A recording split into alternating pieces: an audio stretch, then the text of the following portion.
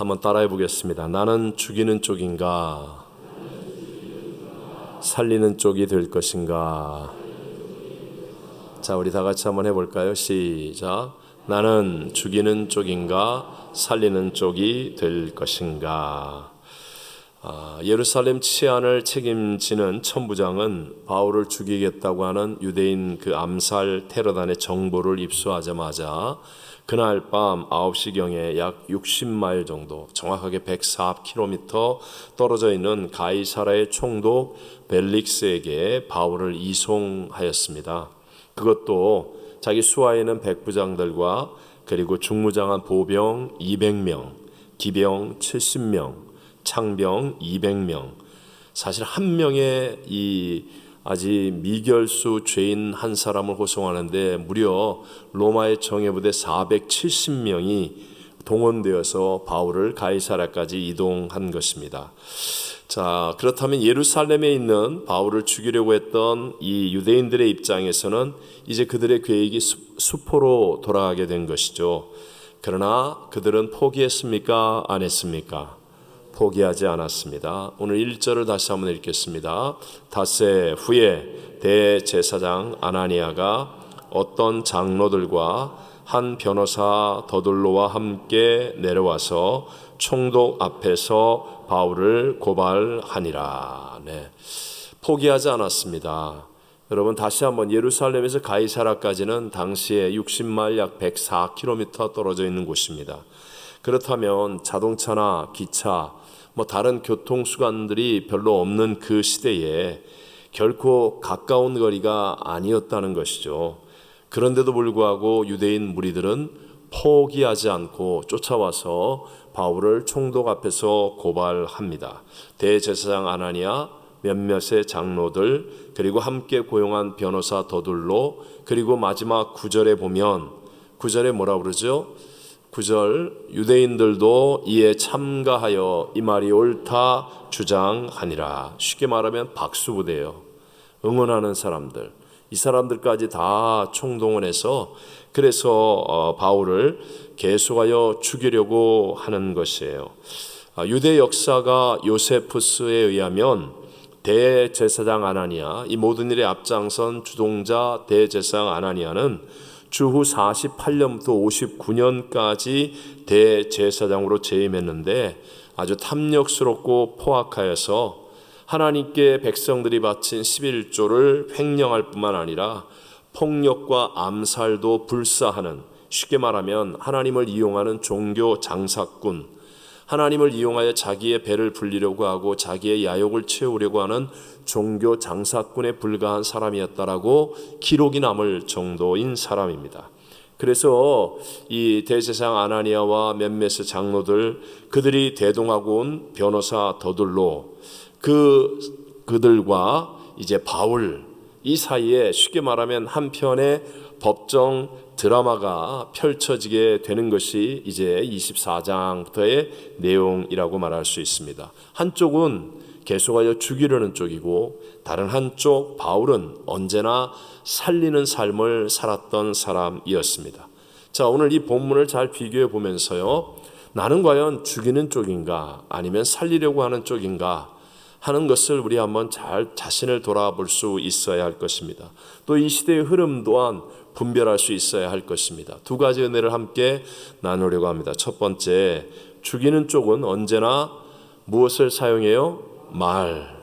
죽이는 쪽은 말을 사용하고 살리는 쪽은 무엇을 사용한다? 하나님 말씀. 여러분, 이거 평생에 명심하십시오. 다시 한번 여쭤보겠습니다. 여러분은 죽이는 쪽이 되고 싶어요? 살리는 쪽이 되고 싶어요? 살리는 쪽. 그렇다면 무엇을 사용하지 말고? 말을 사용하지 말고 뭘 사용하라? 하나님 말씀을 사용하라. 이걸 명심하십시오. 자녀를 살리려고 한다면 내 말을 사용하지 말고 하나님 말씀을 사용하십시오. 구역 식구들을 살리기를 원한다면, 내 이웃을 살리기를 원한다면 내 말을 사용하지 말고 무엇을 사용하라? 하나님 말씀을 사용하십시오. 반대로 내가 에라 모르겠다, 이판사판이다, 너 죽고 나 죽고 하자, 그러면 뭘 사용하면 돼요? 하고 싶은 대로 다 말하십시오. 여러분, 똑똑하고 잘난 척하는 말 다 하십시오. 이 사람 저 사람 전화통 붙잡고 다 하십시오. 반드시 죽는 결과가 가져옵니다. 그러나 여러분이 죽이는 쪽이 아니라 내가 살고 내 주변을 살리는 사람이 되려면 무엇을 사용하지 말고, 말을 사용하지 말고 무엇을 사용하라? 하나님 말씀을 사용하라. 이제 마음속에 새기셨습니까? 여러분, 제가 전에도 한번 얘기했죠. 마귀에게 장점이 어디 있겠어요. 마귀는 우리를 도둑질하고 죽여 멸망시키려는 정말 영원한 불목 가운데 던져져야 될 존재인데, 그런데도 우리가 배워야 될 장점이 굳이 하나 있다면 그게 뭐라고요? 포기하지 않는 거예요. 마귀는 포기하지 않습니다. 내가 한 번 이겼다고 마귀가 아예 없어질까요? 천천만만의 말씀입니다. 마귀는 끝까지, 마지막 순간까지도 포기하지 않습니다. 그래서 어저께 그렇게 영광스러운 승리를 거뒀는데 그 다음에 박살이 나는 거 우리 배웠잖아요. 수요일날 베드로가 주는 그리스도시요 살아계신 하나님의 아들이십니다. 바요나 시몬아 내가 복이 있도다. 이를 내게 알게 하니는 혈육이 아니라 내 아버지시니라. 하늘에 계신 내 아버지. 엄청난, 내가 천국 열쇠를 내게 주노니 네가 땅에서 무엇을 매면 매이고 땅에서 풀면 풀리리라. 어마어마한 복을 받았잖아요. 그리고 한순간에 주님 십자가를 지고 고난 받으신다니요. 그런 일이 있을 수 없습니다. 사단아 내 뒤로 물러가라. 마귀는요, 아무리 우리가 위대한 승리를 거뒀다 할지라도 마지막 그 순간까지 포기한다 안 한다? 안 한다. 그러니까 어제 예배에 은혜 받았다고 오늘 예배 안 드리면 돼요 안 돼요? 안 되는 거예요. 한순간이에요. 한순간에. 마귀의 그의 최고의 장점이라고 말할 수 있죠. 자, 바울이 이제 로마 총독에게 이송되었기 때문에 이제 바울을 죽이려고 하는 유대인들은 예루살렘처럼 그들의 종교법만으로는 바울을 죽일 수가 없었습니다. 그런데도 불구하고 그들은 포기하지 않았죠. 포기하지 않고 새로운 전략을 사용하여서, 즉 변호사 더둘로를 데리고 와서, 그래서 로마법에 호소하고 총독 앞에 잘 바르게 호소하여서 이제 바울을 죽이겠다라고 하는 것이에요. 2절을 읽어봅니다. 바울을 부르매 더둘로가 고발하여 이르되, 우리 아까 1절에 보면 변호사 더둘로라고 했잖아요. 이 변호사로 번역된 헬라어가 레토르라는 말인데 웅병가 또는 연설가라는 뜻을 가지고 있습니다. 당시 유행했던 수사학으로 아주 잘 무장한 웅변가로 전문 법률 교육까지 받은 사람이 더둘로예요. 그래서 이 세치 혀를 놀리면서 총독 벨릭스 앞에서 바울을 고발하는 겁니다. 그래서 죽이려고 하는 거예요. 3절을 다 같이 한번 읽어보겠습니다. 벨릭스 각하여 우리가 당신을 힘입어 태평을 누리고 또 이 민족이 당신의 선견으로 말미암아 여러 가지로 개선된 것을 우리가 어느 모양으로나 어느 곳에서나 크게 감사하나이다. 아멘. 야, 참 굉장한 찬사입니다. 더둘로는 웅변가답게 연설가답게 총독 벨리스에 대해서 아주 긍정적이고 찬사하는 말로 이제 연설을 시작합니다. 하지만 그의 찬사는 실제 사실과는 너무나 거리가 먼 것이에요. 우리 지난번에 말씀드렸던 것처럼 유대 11대 총독이 벨릭스입니다. 로마로부터 명령을 받고 온 11대 총독인데 그는 주후 52년부터 60년까지 이 지역을 관할하는 로마의 총독이었어요. 원래 벨릭스는 전쟁 포로가 되었었는지 모르지만 기록상 노예 출신이었어요. 로마가 워낙 많은 전쟁을 하기 때문에 다른 나라의 고관 대작 또는 전문인 또 훌륭한 지식인들을 잡아다 노예로 만들었죠. 그리고 난 다음에 그 가운데도 똑똑한 사람이 생기면 그러면 이제 관료가 되기도 하고 그런 제도가 되어서 팍스 로마, 그래서 로마가 포용하는 능력을 가지고 있다고 했죠. 어쨌든 이 사람은 노예 출신이었다가 총독이 된 사람으로 역사 기록에 남아 있습니다. 매사에 뇌물을 많이 밝혔던 사람입니다. 우리 계속 보지만 앞으로 바울에게도 뇌물을 받기 위해서 뭔가 뇌물을 받을 건덕지가 있을 것 같아서 그래서 끈덕지게 바울을 이렇게 재판하지 않고 길게 끌고 있는 그런 모습을 보게 됩니다. 어쨌든 이 벨릭스는 온전한 사람이 아니라 그가 유대 총독으로 재임하고 있던 시절에 크고 작은 소요들이 계속해서 일어났어요. 결국은 로마 황제 네로 때에 그를 소환합니다. 소환.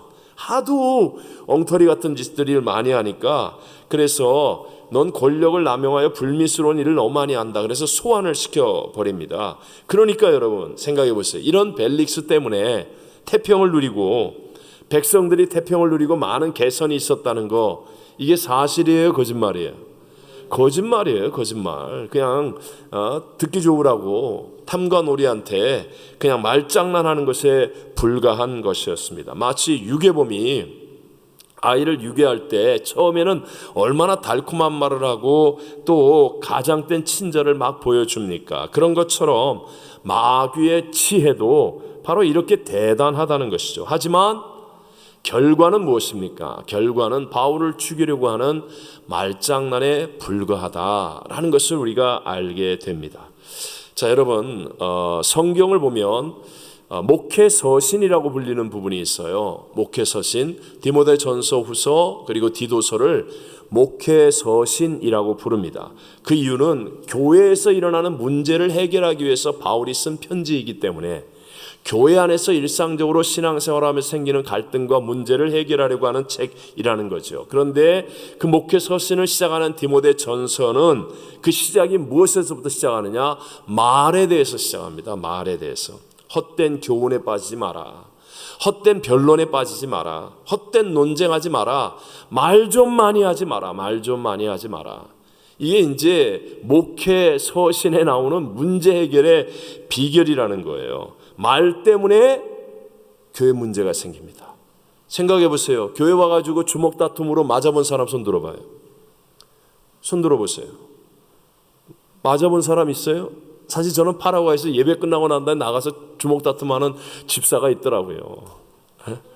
참, 원수를 만났다고 그러더니 예배 끝나자마자 나가가지고 저 멀리도 안 가. 저 바깥에 교회 옆에 공터가 있었는데 거기 가서 막 주먹 다툼을 하더라고요. 그래서 막 성도가 보고 막 난리가 났어요.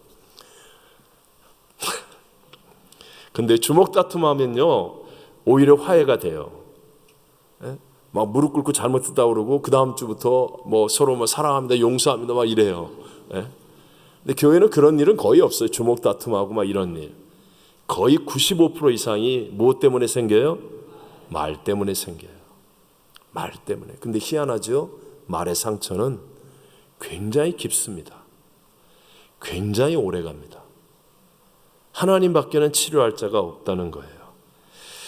그래서 하나님과의 올바른 관계는 절대로 말장난으로 되는 게 아니에요. 우리 교회가 계속해서 믿음의 고백을 하게 만드는 이유가 이게 훈련이거든요. 제발 부정적인 말 하지 마라. 무의식 중이라도 하지 마라. 이 훈련하는 거예요. 말로 하나님과의 관계가 이루어지는 게 아니라 말씀에 대한 믿음으로 하나님과의 관계가 이루어지는 거예요. 나의 의는 오직 무엇으로 말미암아 살리라? 믿음으로 말미암아 살리라. 믿음은 무엇에서 나며? 들음에서 나며 들음은 그리스도의 말씀으로 말미암느니라. 하나님과 나와의 관계는 하나님의 말씀에 대한 믿음으로만 맺어지는 거예요. 그러니까 말 많이 안 해도 오히려 믿음을 가지고 있으면 하나님이 귀중하게 보게 된다는 거예요. 그러니까 여러분 다시 한번 명심하는 것, 원수마귀가 사람을 죽이기 위해 사용하는 도구는 언제나 말입니다. 말로 죽이는 거예요. 우리 자녀를 부모가 말 때문에 너 같은 게 이 바보 같은 놈 뭐예요? 뭐 있어요? 이제 저도 안 해봐서 몰라요. 말로 죽이는 거예요. 말로 죽이는 거예요. 다 말로 상처받는 거예요. 부부 사이에도 말의 상처예요. 말의 상처. 구역에서 밥이 잘못되어서 아니에요. 밥 잘못되었을 때 던진 말 한마디 때문에, 그 말 한마디 때문에, 그것 때문에 상처가 되는 거예요. 말 때문에 일어나는 거예요. 말 때문에. 그래서 언제나 살리는 사람이 되려면 말을 닫고 하나님 말씀을 하는 사람이 돼야 돼요. 말씀을. 그래서 말이 얼마나 중요하냐. 성경은요 언제나 하나님이 하시는 말씀이 네 입에서 나오는 말대로 내가 행하리라. 여러분 이거 진짜 무시무시한 말입니다. 하나님이 하신 말씀이에요. 네 입에서 나오는 말대로 내가 행하리라. 내가 부정적인 말을 자꾸 쏟아놓으면요 반드시 내 인생이 부정적이 됩니다. 고통에 빠집니다. 근데 아무리 어려워도 감사합니다, 그리고 사랑합니다, 용서합니다, 축복합니다, 긍정적인 말을 선포하면 반드시 합력하여 선을 이루고 회복될 줄로 믿습니다. 쉽게 얘기해서 우리 데이빗 오 형제가 사실 깊은 수렁에 빠졌지만 본인이 예배하고 또 하나님이 부르시고 택하심이 있지만 믿음의 사람들이 찾아와서 격려의 말을 던져주고 위로의 말을 던져주었고 용기를 줄 수 있는 말을 던져주었기 때문에 그래서 사실은 회복이 된 거예요. 언제나 명심하셔야 됩니다. 하나님은 언제나 우리에게 말에 대한 책임을 강조합니다. 이게 성경이에요. 성경에 하도 많이 나오지만 그냥 오늘은 그게 핵심이 아니니까 잠언 18장 20절 21절만 읽어봅니다. 다 같이. 사람은 입에서 나오는 열매로 말미암아 배부르게 되나니 곧 그의 입술에서 나는 것으로 말미암아 만족하게 되느니라. 죽고 사는 것이 혀의 힘에 달렸나니 혀를 쓰기 좋아하는 자는 혀의 열매를 먹으리라. 아멘. 예수님께서도 이 말이 얼마나 중요한지 반복하시면서 말에 대한 책임을 강조하여 말씀하십니다. 우리 한번 한 군데만 마태복음 12장 36절 37절만 다 같이 읽어봅니다. 내가 너희에게 이르노니 사람이 무슨 무익한 말을 하든지 심판날에 이에 대하여 신문을 받으리니 내 말로 의롭다함을 받고 내 말로 정죄함을 받으리라. 아멘. 마지막 날에는요 반드시 심판이 있는데 우리는 이 사망의 심판을 예수를 믿었으니까 받지는 않을지라도 상급의 심판을 받습니다. 근데 그 마지막 심판대 앞에 짠 하고 쫙 나타납니다. 뭐가 나타날까요? 내가 했던 말들이 나타납니다. 내 입에서 나온 말은요 사라져요, 안 사라져요? 사라져요, 안 사라져요? 명심하세요. 내 입에서 한번 뱉은 말은 안 사라집니다. 안 사라집니다. 마지막 심판 때에 내 입에서 뱉었던 말들이 다 나옵니다. 쫙. 여러분 몰래 방에서 오늘 예배 때 목사님 설교가 길어갖고 내가 열받아갖고 아이씨 그 말 다 나와요. 그날 다 나오니까 이제 내 입에 썼던 말. 저의 성숙이 저 자신이 어떻게 판단했냐. 옛날에는 하고 싶은 말 다 했어요. 제가 미숙할 때는. 지금은요 어떤 모임 어떤 사람을 만나도 부정적인 말은 안 합니다. 그냥 최소한 간결하게 그렇습니까? 그렇죠. 됐습니다. 최소한 간결하게 얘기합니다.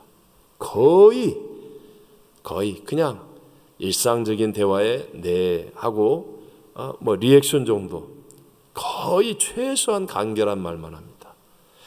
절대로. 왜요? 내 입에서 한번 나온 말은 없어진다 안 없어진다?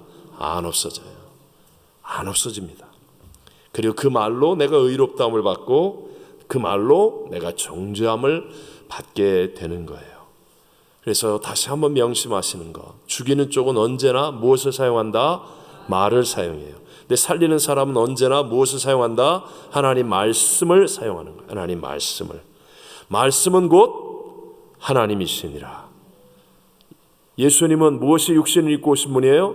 말씀이 육신을 입고 오신 은혜와 진리가 충만하신 분이십니다. 그래서 말씀은 우리를 살리는 거예요.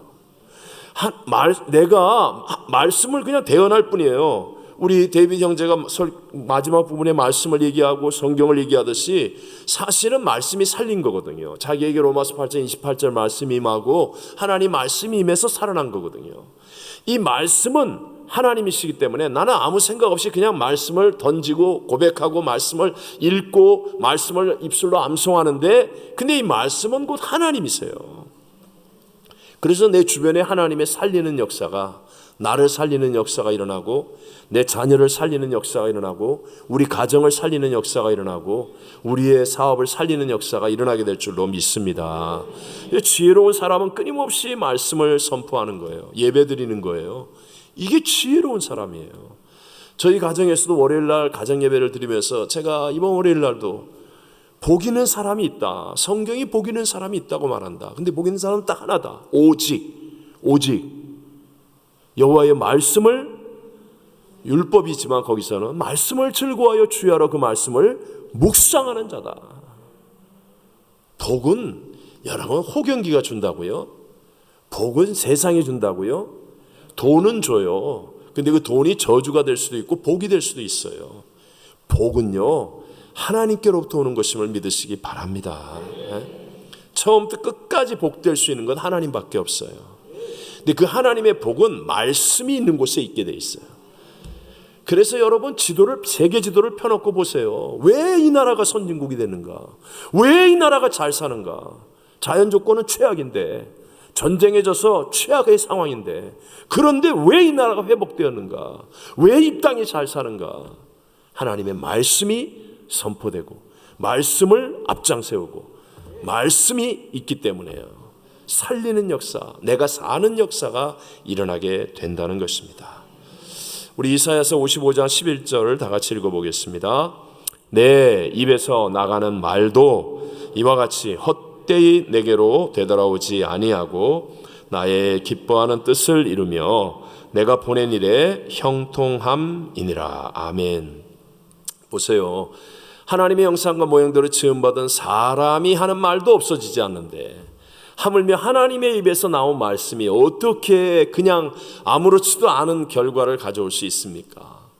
말씀으로 천지를 창조하신 분이신데, 그래서 주님의 말씀, 입에서 나온 말씀은요 하나님의 기뻐하시는 뜻을 이루게 되어 있고요, 하나님의 목적을 이룰 수 있게 된다는 거예요. 형통이라는 게 뭡니까? 아까도 우리 데이비 형제가 마지막에 얘기한 것처럼 하나님은 나의 약함을 없애는 것이 아니라 약함을 사용하셨다라는 거죠. 형통이 뭐예요? 고난이 없어지는 게 아니에요. 고난이 없어지는 게 아니라 하나님의 선한 목적이 이루어지는 게 형통이에요. 하나님의 말씀은 반드시 우리의 삶을 형통으로 이끌어 주십니다. 왜냐하면 이 세상의 다른 모든 것은 다 없어질지라도 하나님 말씀은 1.1핵도 없어져요, 안 없어져요? 안 없어집니다. 정권 바뀝니다. 이제 곧 한국에서 대통령 바뀝니다. 재벌 바뀌고 힘 있는 자 바뀌고 다 바뀝니다. 세상의 모든 것이 바뀝니다. 하지만 하나님의 말씀은 1.1핵도 변하지 않습니다. 그래서 여러분, 하나님 말씀은 하나님 입에서 나온 것이기 때문에 반드시 형통케 합니다. 그래서 우리 교회가 구역을 모이거나 아니면 어떤 기관이 모여도 말씀을 나누는 구역이 되고 기관이 돼야 되고, 성경 공부하거나 기도하는 그런 모임이 돼야지.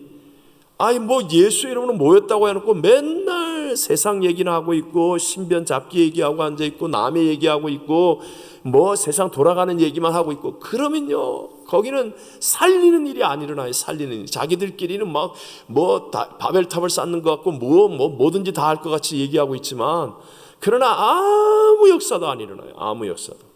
아무리 부족하고 연약한 사람이 모였어도 하나님 말씀을 함께 나누고 그 말씀을 우선순위에 두고 그리고 함께 기도하는 모임이 되었으면, 거기에는요 우리의 생각을 뛰어넘는 하나님의 역사하심이 반드시 따라오게 될 줄로 믿습니다. 그래서 내가 살리는 사람이 되려면 어찌하든지 하나님의 말씀, 나와 내 주변을 하나님의 말씀으로 바꾸는 거예요. 끊임없이 하나님 말씀으로. 자, 이렇게 하기 위해서 목사님 나도 막 하나님 말씀 이렇게 얘기하는데 아무도 안 들어요. 아무 일도 안 일어나는 것 같아요. 혹시 이런 생각하잖아. 나도 교회 다닌 지가 오래됐는데 내가 하나님 말씀 얘기해도 직장에서 나 놀리기만 하고요. 내가 하나님 말씀 얘기해봤는 목사님이니까 그렇지 우리가 하나님 말씀 얘기하면 애들도 웃겨요. 콧방귀 껴요. 제가 비결을 얘기할게요. 비결을. 나와 내 주변을 하나님 말씀으로 바꿀 수 있기 위해서는 내가 먼저 말씀을 순종하는 사람이 되어야 합니다. 이게 비결입니다. 비결입니다. 내가 얼마만큼 하나님 말씀을 순종했느냐에 따라 말씀의 크기와 능력이 정해지기 때문에 그래요. 아무리 말씀을 많이 알아도 하나님 말씀을 내가 순종하지 않는 사람은요 말씀의 능력이 없어요. 쉽게 말하면 내가 말을 전해도 콧방귀 낍니다. 반응이 영 없어요. 살리는 일이 안 일어난다는 거예요. 그러나 바울처럼 자기의 전부를 다 희생하면서 하나님의 말씀을 순종한 사람에게는요, 마치 역병이 도는 것처럼, 마치 이 코로나 바이러스가 팬데믹을 일으키는 것처럼 전 세계 사람들에게, 수많은 사람들에게 영향을 미치는 능력이 나타나고 그 크기가 커지는 거예요. 내가 말씀을 순종하는 만큼. 하나님 말씀을 그저 막 생색내는 척하고 아는 척하고 아니면 자기한테 이득이 되는 것만 순종하는 그런 사람에게는요, 그 정도의 능력, 그 정도의 크기밖에 안 나타나는 거예요. 안 나타나요. 내 말이 자녀에게도 또 이웃에게도 직장에서도 세상에서도 능력이 안 나타나는 거예요. 여러분, 하늘나라의 영생의 크기 또는 영생의 상급이 무엇으로 결정될 것 같습니까? 그건요, 이 땅에서 내가 얼마만큼 말씀을 순종하느냐에 따라 결정되는 거예요. 제발 믿게 되시기를 바랍니다. 네. 말씀을 순종하여서 내가 신앙생활하는 게 맞아요. 생명으로 가는 좁은 길이에요. 사람들에게는 별 볼 일 없어 보이는 길이에요. 네. 우습게 보일 수도 있어요. 그러나 그건 잠깐입니다. 이제 곧 다가올 영생의 순간에 나의 인생의 상급, 영생의 크기, 그거는요, 내가 세상에서 뭐 얼마나 유명했냐, 대단했냐, 뭐 직분이 뭐냐, 뭘 했냐, 그런 거 아니에요. 세상 말로 얘기해서 교회 건물 커봤자 얼마나 커요. 세상에 빌딩을 지은 사람들은 막 얼마나 유명한 사람 많아요. 그런데도 그렇게 크고 유명하고 화려한 빌딩을 지은 사람보다 하나님 말씀에 순종하여서 벽돌을 나르며 성전을 지은 사람이 더 큰 상을 받는 거예요. 왜요? 하나님 말씀에 대한 순종이기 때문에. 말씀에 대한 순종이기 때문에. 물론 요새는 또 성전도 장사하려고 짓는 사람도 있대요. 나 참 정말 세상이 뭐 막판에 가니까 하여튼 교회 안에서도 그냥 자기 이득을 위해서 이렇게 하는 사람도 있다고 그래요. 그런 거 말고 하나님 말씀에 대한 순종. 자, 우리 그럼 두 번째로 가겠습니다. 두 번째.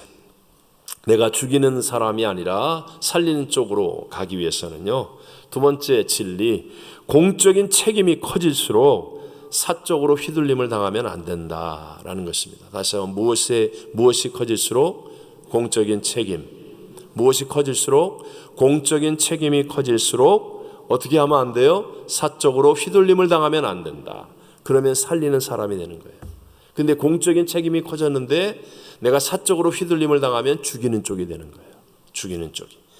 본문에 나오는 사람들, 오늘 본문에 나오는 사람, 대제사장 아나니아. 사실 여러분, 이스라엘의 유대의 대제사장이면 최고의 종교 리더 아닙니까? 근데 그 아나니아, 또 따라온 몇몇의 장로들, 거기다가 변호사 더둘로, 거기다가 함께 완 박수치는 유대의 박수부대 사람들, 유대인들, 또 최고로 높은 자리에 있는 총독 벨릭스, 이 사람들이 다 공적인 책임이 큰 사람들이죠. 당시에 대제사장의 공적인 책임, 장로의 공적인 책임, 변호사 더둘로의 공적인 책임, 총독 벨릭스의 공적인 책임. 근데 그들은 훗날 역사 속에 정말 나쁜 사람으로 남습니다. 죽이는 쪽이 된 거예요. 죽이는 쪽이. 이유는 뭐예요? 공적인 책임이 큰 직책을 맡았는데 사적으로 휘둘림을 당하기 때문에, 사적인 욕심 때문에, 사적인 친분관계 때문에, 그래서 휘둘림을 당하니까 그렇게 하나님이 공적인 책임을 줬는데 살리는 쪽이 되지 않고 죽이는 쪽으로 결론이 나버리고 말더라는 겁니다. 여러분, 세상에서도 공적인 책임이 클수록 사적인 휘둘림을 당하면 거기에 큰 불공평이 발생되는 것이고 큰 폐해를 일으키는 거 아닙니까? 한국 정치에서 내로남불로 유명한 그런 사태, 얼마나 국가적인 손실과 갈등을 만들어냈습니까? 공적인 책임이 큰 사람들이 정말로 사적으로 휘둘림을 안 당해야 되는데 자기들은 사적으로 다 휘둘림을 당하는 거예요. 그러니까 국가적인 혼란이 만들어지잖아요. 조선의 3대 왕이 태종태세, 태종, 이방원입니다. 이방원은 우리가 연속극도 많이 나오고 그런 거 있잖아요. 형제들의 난, 그래서 형제들도 죽이고 정적을 제거한 아주 냉혈한 군주입니다. 그런데도 불구하고 조선 500년의 기초를 만든 사람이에요. 나라를 바르게 세우는데 일조하고, 이 태종의 다음 임금이 누구예요? 세종대왕이에요. 대왕이라는 말을 듣는 세종대왕. 세종대왕은 첫째가 아니잖아요. 셋째잖아요. 그런데 이 태종이 그만큼 이 비전이 있고 앞을 볼 줄 아는 지도적인 인물이라는 거예요. 공적인 일을 위해서 태종은 사적인 일을 희생할 수 있을 줄 아는 그런 장점을 가진 사람이었다는 거예요.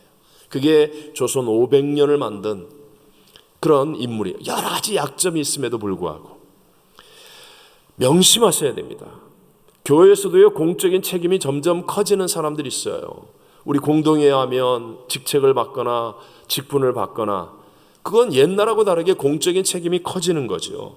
그때 옛날처럼 사적인 감정에 휘둘리면, 그러면요 큰일 나는 거예요. 사람을 살리는 게 아니라 자기도 모르게 죽이는 쪽에 서게 된다는 거예요. 저도 한 교회 담임 목사로 지내는 동안, 제가 담임 목사로 지내는 동안은요, 이 공적인 책임감 때문에 제가 사적인 친분이나 사적인 교제 거의 안 합니다. 그래서 담임 목사로 제일 힘든 것 중에 하나는 외로움이에요. 외로움. 제가 여러분을 다 만나고 웃고 대하지만 제가 균형 있게 공적으로 대하는 게 대부분이에요. 사적으로 내가 막 부탁을 하거나 어려움을 하소연하거나 그런 경우는 거의 없어요. 왜냐하면 제 지금 담임 목사라는 이 공적인 책임은 사적인 어떤 일로 교제를 만드는 것보다도 제가 예배를 인도하고 또 우리 교회를 목양하고 선교하고 또 성도를 위해 기도하는, 이것이 나는 성도를 잘 되게 하고 내가 최선을 다해 성도를 섬길 수 있는 일이라는 걸 저는 확실히 믿고 있기 때문에 제가 사적으로 여러분 비유 맞추는 일 안 합니다. 사적으로 여러분에게 뭐 이렇게 부탁하고 칭찬하고 그런 일 거의 안 합니다. 할 줄 몰라서가 아니라 제가 담임 목사로 있는 한 절제하는 거예요. 참는 거예요. 하나님에게 받을 상급인데 내가 저 사람한테 막 칭찬하고 잘해주고 사적으로 하면 나한테 더 좋은 일이 있을 수도 있겠죠. 분명히. 근데 그렇게 관계를 맺지는 않습니다. 저분이 나를 봤을 때 교회 담임 목사 그 이상으로 자기와의 사적인 관계가 되는 것은 저는 스스로 절제합니다. 힘이 들어도 꼭 참고 잘라냅니다.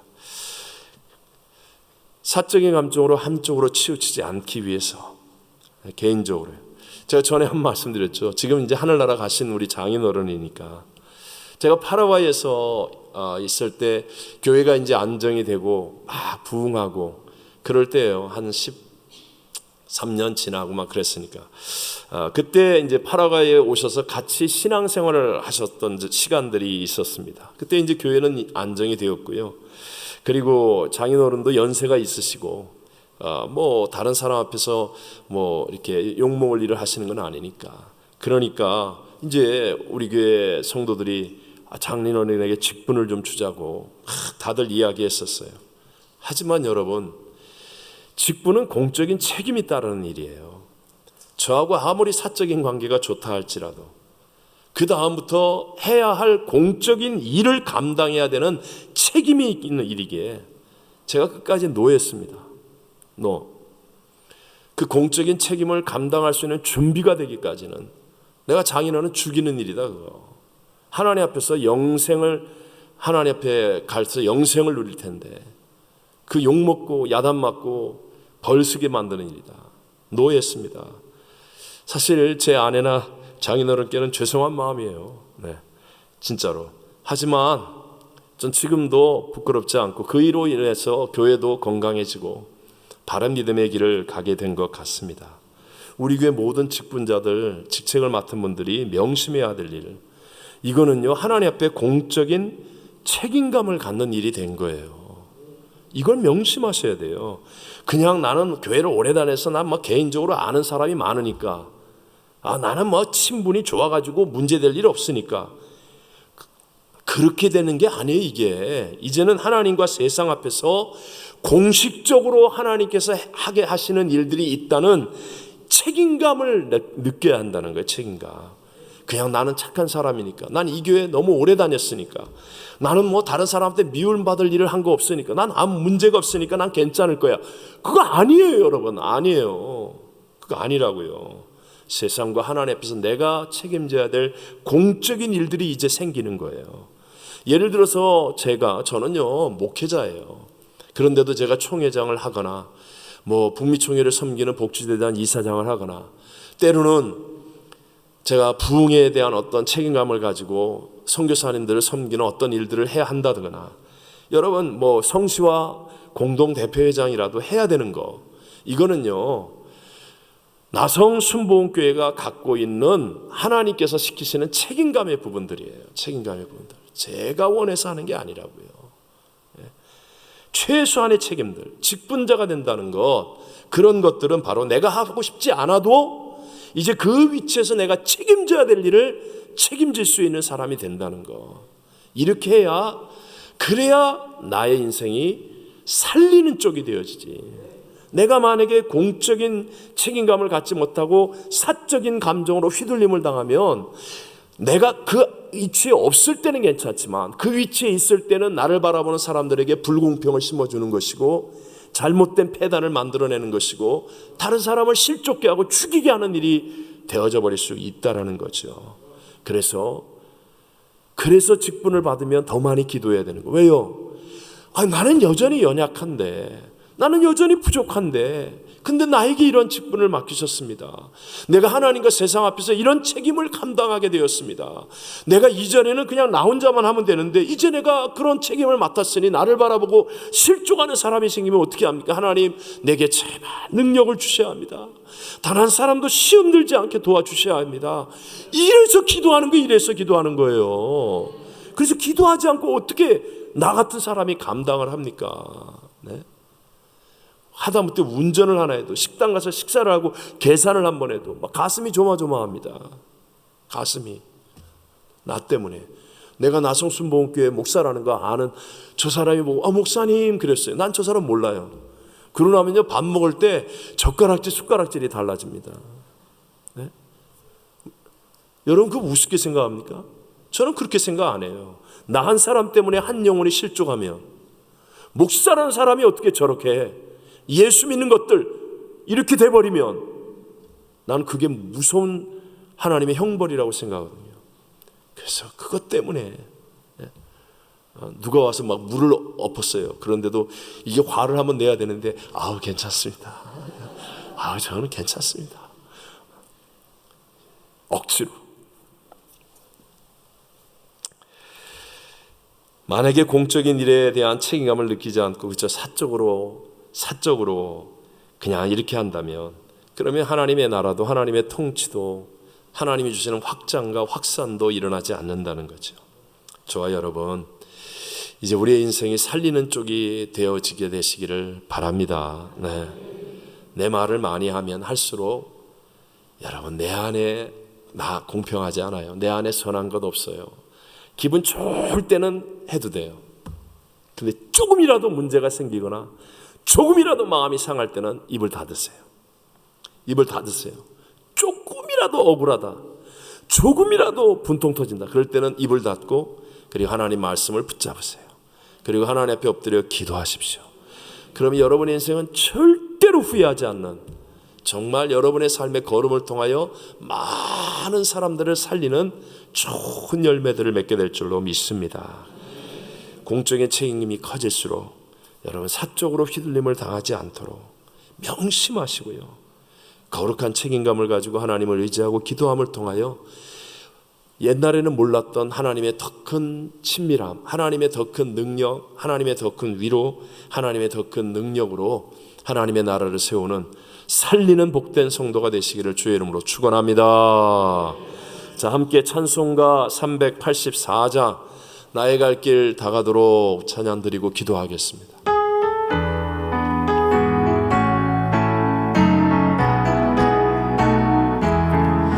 나의 갈 길 다가도록 예수 인도하시니 내 주 안에 있는 긍휼 어찌 의심하리요.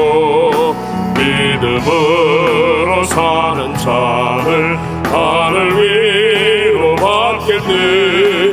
무슨 일을 만나든지 만사형통하리라. 무슨 일을 만나든지 만사 영통하리라. 나의 갈 길 다가도록 예수 인도하시니 어려운 일 당할 때도 족한 은혜 주시네. 나는 심히 고단하고 영혼 매우 가라나 나의 앞에 반석에서 샘물 나게 하시네. 나의 앞에 반석에서 샘물 나게 하시네. 나의 갈 길 다가도록 예수 인도하시니 그의 사랑 어찌 큰지 말로 할 수 없도다. 성령 감화받은 영혼 하늘 날아갈 때에 영영 고를 나의 찬송 예수 인도하셨네. 영영 고를 나의 찬송 예수 인도하셨네.